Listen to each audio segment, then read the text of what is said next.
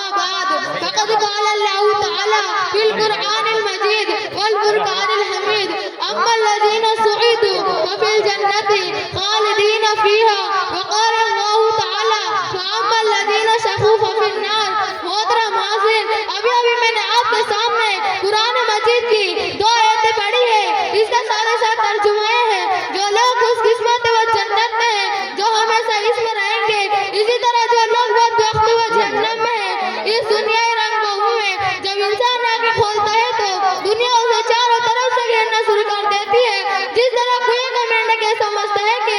उसकी दुनिया कुआं है, इस तरह का मकल इंसान याद रख लेता है कि उसे हमेशा इसी दुनिया में रहना है, और अगर बिलफर्ज कभी मरना भी होगा तो भी फना हो जाएगा, हड्डियां खस्ता हो जाएगी, जिसमें कागज टुकड़े टुकड़े हो जाएंगे, और उससे इस दुनिया के बारे में कोई सवाल नहीं किया जाएगा। मगर इस दुनिया में अंबिया अलैहिस्सलाम तशरीफ लाए, उन्होंने बताया कि तुम्हारा तसव्वुर इंतहाई गलत है, ये दुनिया इम्तिहान गाह है, यहाँ तुम आजमाने के लिए भेजे गए हो, यहाँ की तुम्हारी हरकतों और सुकून का हिसाब होगा। और अगर इस दुनिया के रहने वाले इंसान नेक अमल करेंगे, सही रास्ते पर चलेंगे, हक और सदाकत का अलम बरकरार रहेंगे, खाली कायनात के हिकाम के मुताबिक अपनी जिंदगी गुजारेंगे, तो फिर मरने के बाद कामयाबी उनके कदम चूमेगी। और अगर इस दुनिया के बसने वाले इंसान सरकशी और गुरूर के रास्ते पर चलेंगे, खुदावंद कुद्दूस के हिकाम की नाफरमानी करेंगे, अल्लाह की बनाई हुई जमीन पर रगड़ कर चलना चाहेंगे,